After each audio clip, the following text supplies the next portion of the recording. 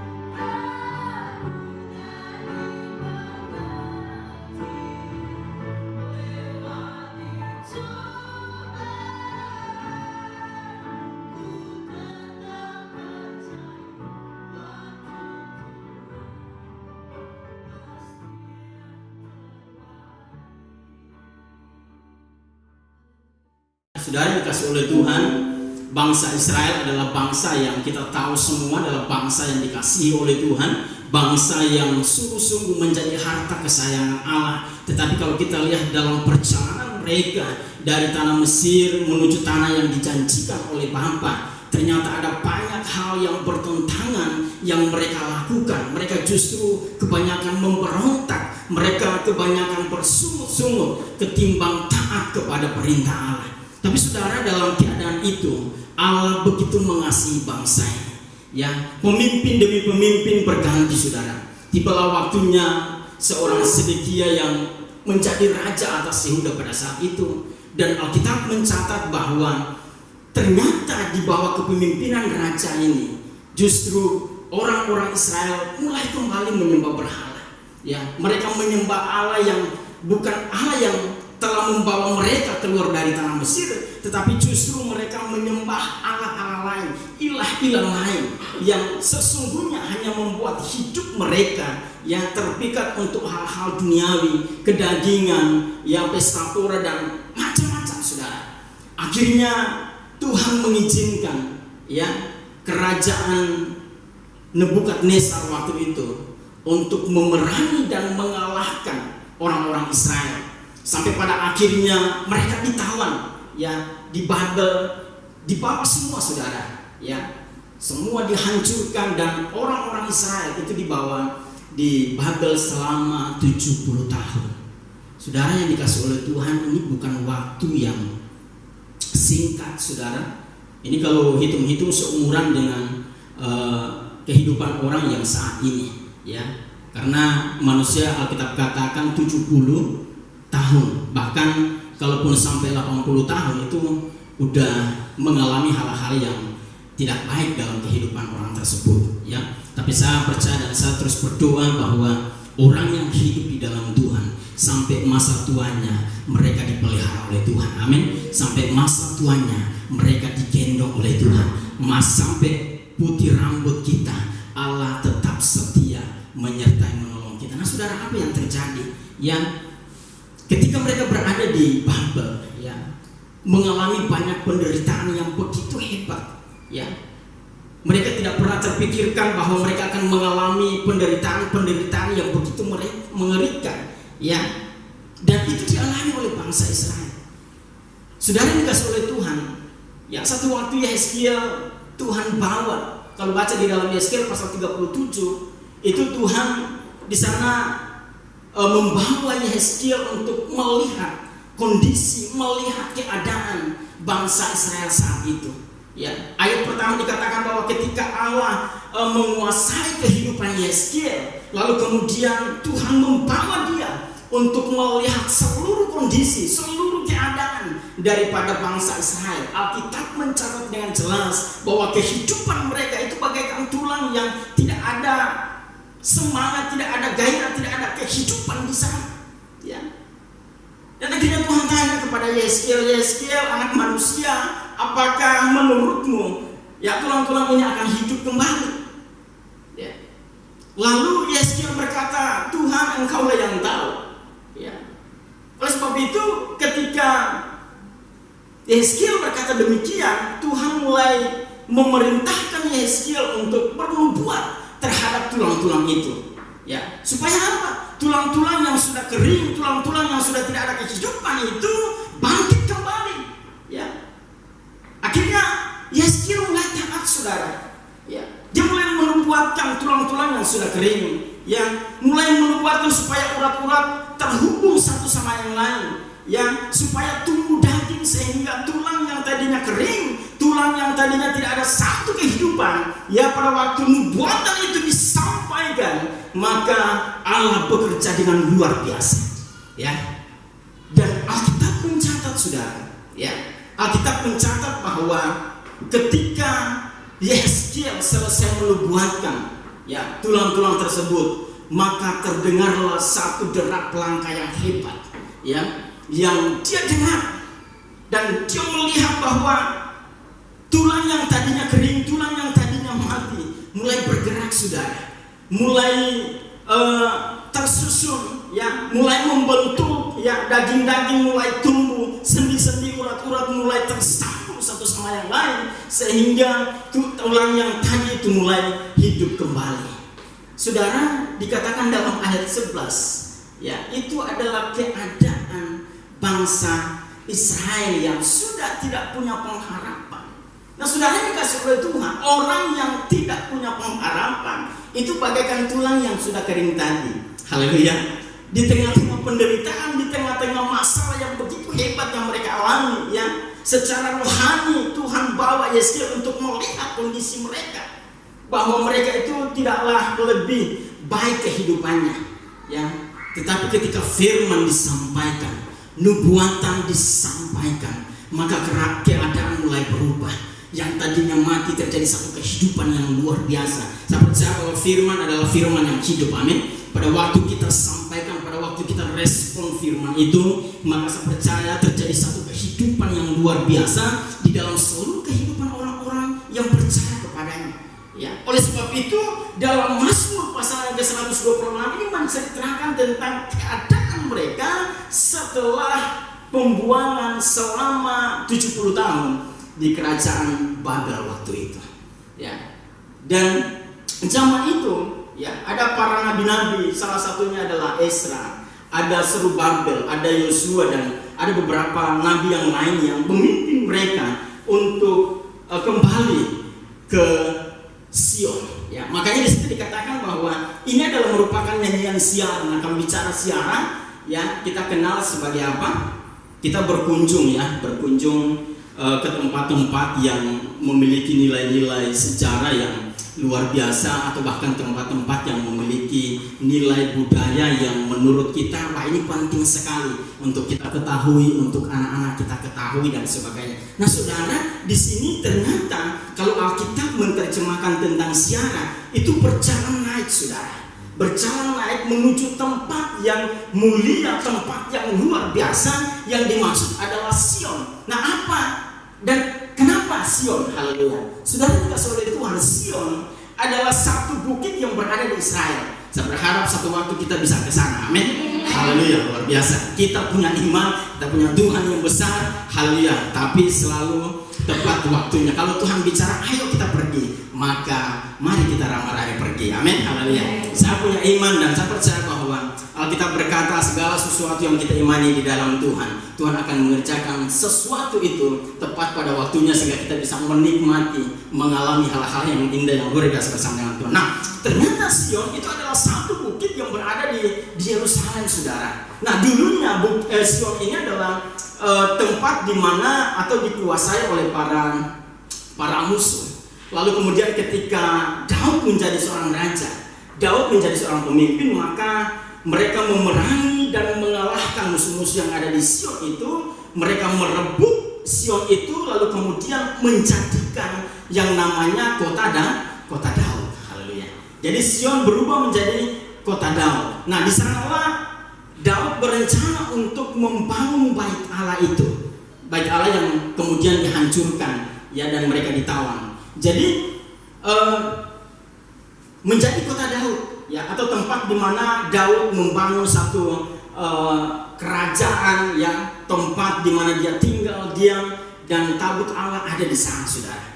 Ya, lalu kemudian ternyata hal itu dihancurkan ketika Sedekia menjadi raja. Tetapi ketika mereka dibebaskan dari masa tahanan itu, sudah dikasih oleh Tuhan, mereka merindukan bahwa Sion itu dipulihkan kembali. Karena tadinya memang sudah hancur belur, tidak ada lagi tidak ada lagi tempat, atau bait Allah sudah tidak ada lagi di sana waktu itu. Nah, saudara, ketika mereka kembali dari pembuangan, ya, maka dipimpin oleh para nabi dan yang lainnya waktu itu, mereka akhirnya membangun kembali bait Allah sampai Yesus datang, ya, atau Yesus lahir. Itulah bait Allah yang zamannya Yesus itu dimulai dari ketika mereka membangun itu waktu pembuangan dari Babel. Lalu kemudian mereka membangun sampai akhirnya bait Allah tersebut itu sampai Yesus ada di dunia. Ini juga adalah sebuah gambaran di mana setiap orang yang belum mengenal Yesus, setiap orang yang belum hidup di dalam Kristus itu sendiri, itu kehidupannya sama seperti orang-orang yang Israel yang dilihat oleh Yehezkiel bahwa mereka bagaikan tulang belulang dan tidak ada kehidupan. Saya percaya bahwa setiap orang yang belum hidup di dalam Yesus, belum mengenal Tuhan dengan benar, maka kehidupannya sama seperti digambarkan oleh Yehezkiel dalam Yehezkiel pasal 37, bahwa tidak ada kehidupan, saudara. Kelihatan berjalan, kelihatannya bergerak, tetapi rohnya mati. Ya, tidak bisa berkomunikasi dengan Tuhan, tidak bisa menyembah Allah, tidak bisa mengalami hal-hal yang luar biasa bersama dengan Tuhan. Kenapa?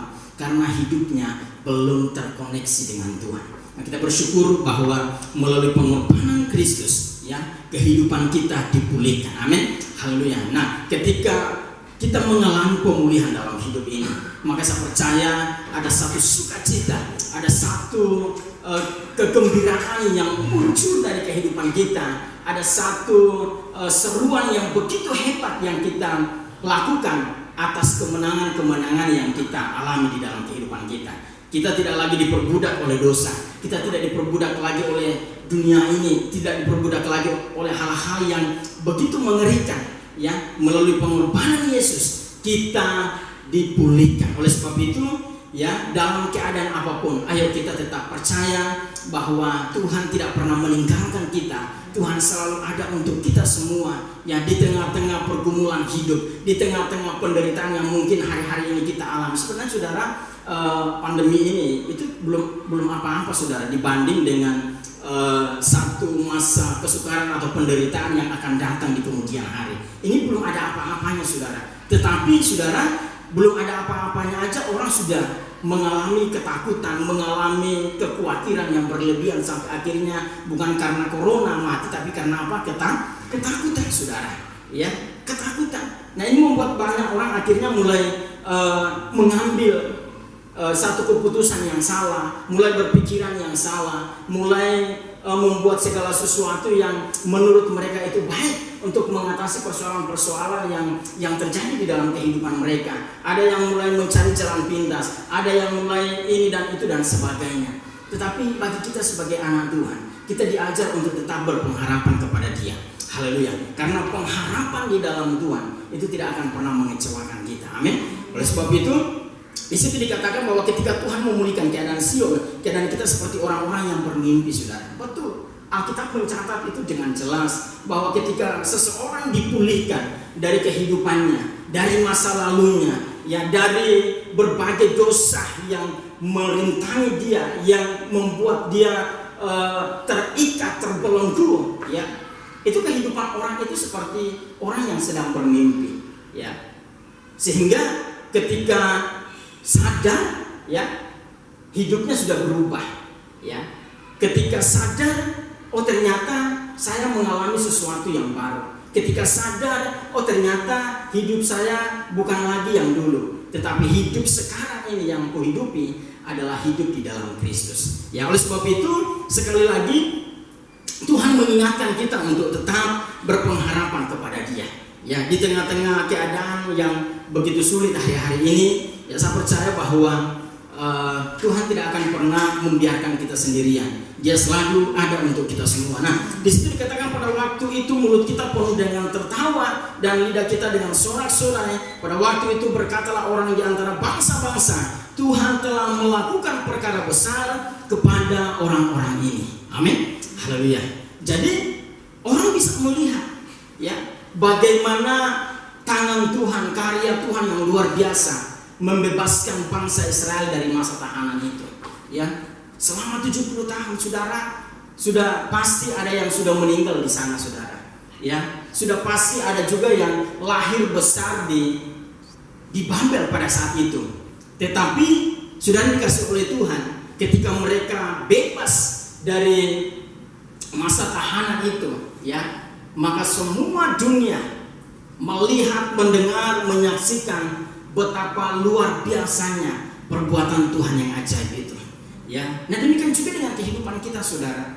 Ya, apapun yang terjadi dalam hidup kita, percayalah bahwa setiap persoalan, yang seperti yang saya sampaikan minggu lalu, setiap persoalan itu ada batas waktunya, saudara. Ya, Tuhan tentukan 70 tahun untuk membuat bangsa Israel sadar, sesadar-sadarnya, ya, bahwa ternyata tidak ada Allah yang lain selain Allah yang telah membawa mereka dari tanah Mesir itu, yang mampu memberikan kehidupan kepada mereka. Ya, sehingga mulai dari situ bangsa Israel mulai menyadari dan sungguh-sungguh berpegang kepada firman Allah, sungguh-sungguh berpegang kepada firman Tuhan itu sendiri, ya, dan menjadikan Tuhan segala-galanya dalam kehidupan mereka. Nah, demikian juga dengan kehidupan kita, saudara.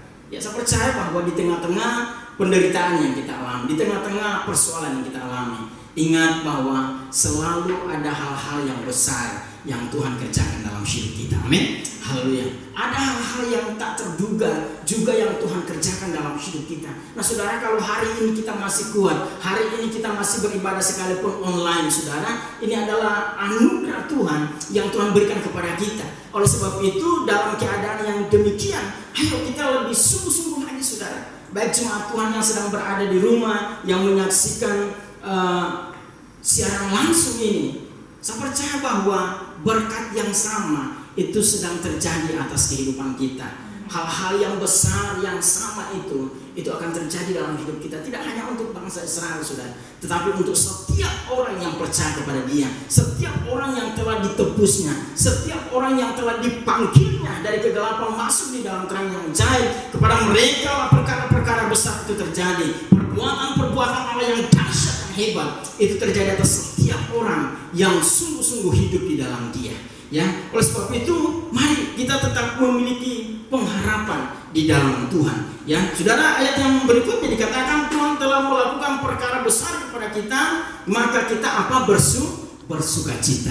Nah, saudara, bangsa Israel ketika mereka bebas dari masa tahanan itu, mereka mengalami sukacita yang luar biasa dalam hidup mereka. Mereka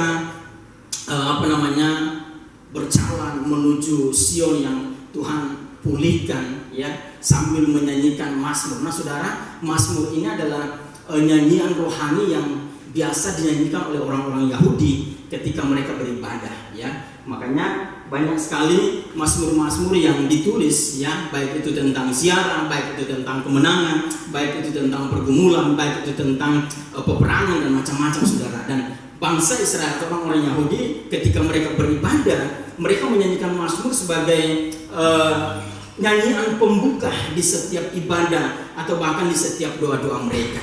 Oleh sebab itu mazmur ini memang ditulis secara khusus untuk orang-orang Israel waktu itu, ya.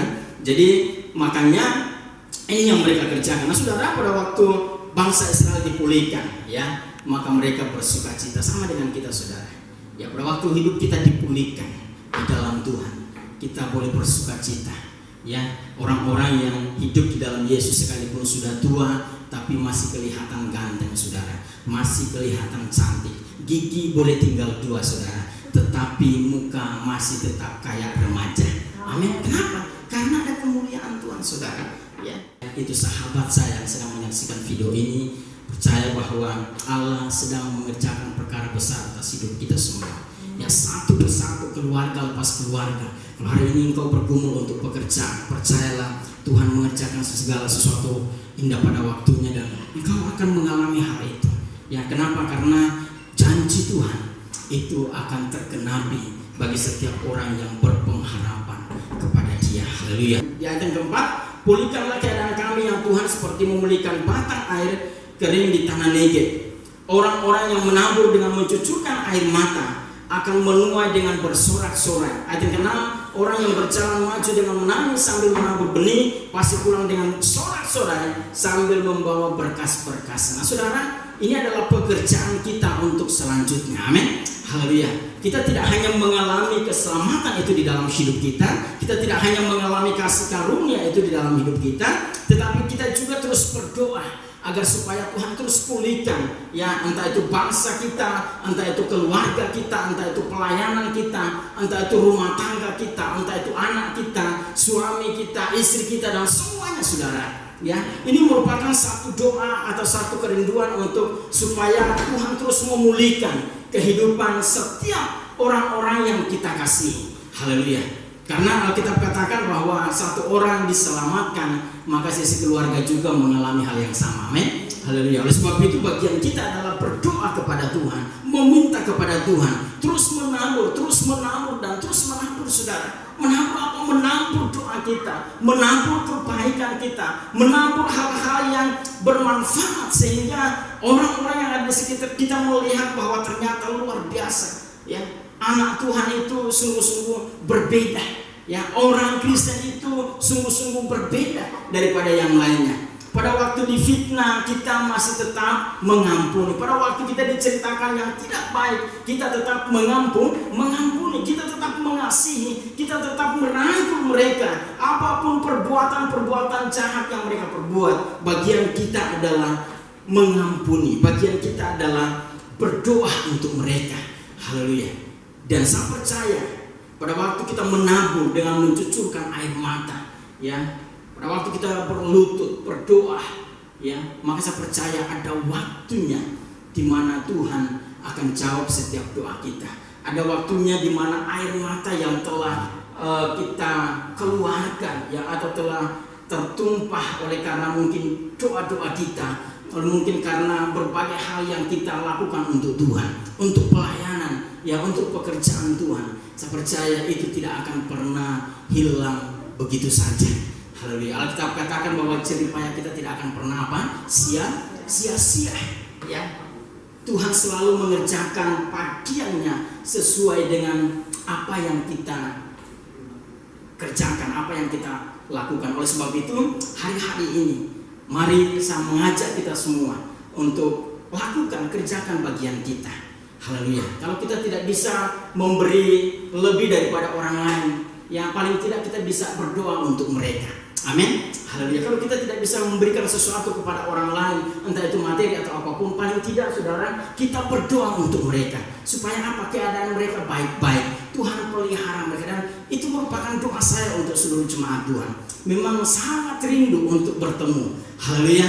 Sekalipun sudah 1 bulan lebih, ya, ini tidak bisa bertemu saudara, tidak bisa berjumpa, tidak bisa bertatap muka saudara, tidak bisa salaman seperti biasanya, ya. Tetapi saya selalu berdoa agar supaya keadaan seluruh jemaat Tuhan tetap baik, tetap diberkati, tetap ada dalam perlindungan Tuhan, tetap ada hal-hal yang luar biasa terjadi atas kehidupan seluruh jemaat Tuhan. Sehingga tiba waktunya saudara, saya tidak bisa membayangkan ketika jumpa itu seperti apa serunya saudara. Haleluya. Amin. Karena biasanya orang sudah lama tidak ketemu, lalu kemudian ketemu itu seru sekali saudara, ya. Pokoknya seperti anak yang hilang, Alkitab katakan, ya, ketika dia kembali ke rumah bapaknya, ya, maka terjadi pesta yang besar-besaran saudara. Ya, dan saya berharap bahwa ketika kita bertemu di satu waktu di mana semuanya sudah aman, maka kita akan kita akan merayakan kemenangan ini. Amin. Haleluya. Jadi siap-siap. Haleluya. Apapun yang bisa dibawa. Kita akan rayakan kemenangan ini, kita akan rayakan kangen-kangenan ini. Haleluya. Biar semua rasa rindu, semua rasa, saya sampai menangis sudah. Ya.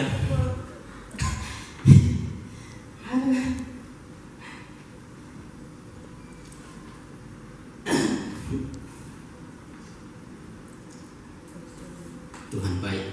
Haleluya. Amin. Sorry. Luar biasa. Ya, jadi memang itu yang merupakan doa saya untuk seluruh jemaat Tuhan, bahwa ada satu waktu setelah semuanya mulai kembali normal, ya, kita akan merayakan sukacita ini, kita akan merayakan kemenangan ini. Saya percaya bahwa sampai tiba waktunya Tuhan ada untuk kita semua. Amin. Oleh sebab itu, ayo kita terus berjalan maju. Jangan berhenti di satu tempat, jangan berhenti di satu langkah saja saudara, tetapi Alkitab mendorong kita untuk terus maju dan terus maju. Lakukan bagian kita apapun itu. Mungkin hari ini orang melihat sepele, hari ini orang hanya melihat dengan mata sebelah. Tetapi lihat 5 tahun ke depan, 10 tahun ke depan, apa yang engkau kerjakan akan menghasilkan buah yang luar biasa. Dan Alkitab berkata bahwa orang yang berjalan maju dengan menangis sambil menabur benih, pasti pulang apa? Dengan sorak-sorai sambil membawa berkas-berkasnya, saudara. Oleh sebab itu jangan menjadi orang yang lemah, jangan menjadi orang yang takut takut dengan apapun yang terjadi di dalam hidup ini, tetapi belajar untuk tetap melangkah, belajar untuk tetap maju, sekalipun mungkin tertati-tati, sekalipun mungkin banyak hal yang merintangi kita untuk terus maju. Tetapi jangan pernah berhenti ketika engkau menghadapi tantangan, jangan pernah berhenti ketika engkau menghadapi penderitaan. Maju dan maju terus. Kenapa? Karena Allah ada bersama-sama dengan kita. Dia akan memberikan kekuatan kepada kita, dia akan memberikan kemampuan kepada kita untuk dapat melewati setiap proses hidup, melewati setiap penderitaan-penderitaan yang kita alami hari-hari ini. Haleluya. Oleh sebab itu satu hal yang Tuhan mau, mari berpengharapan kepada Dia. Karena dengan berpengharapan kepada Tuhan membuat hidup kita lebih baik dari sebelumnya, membuat hati kita mampu bersyukur kepada Tuhan. Dengan berpengharapan kita mempercayai Allah sepenuhnya dalam hidup kita, mempercayai Dia di dalam segala pergerakan kita, dalam segala perbuatan kita, di dalam segala apapun yang kita kerjakan. Dan percayalah Allah kita Allah yang hidup, yang akan menyertai kita untuk selama-lamanya. Amin. Puji Tuhan, Tuhan memberkati.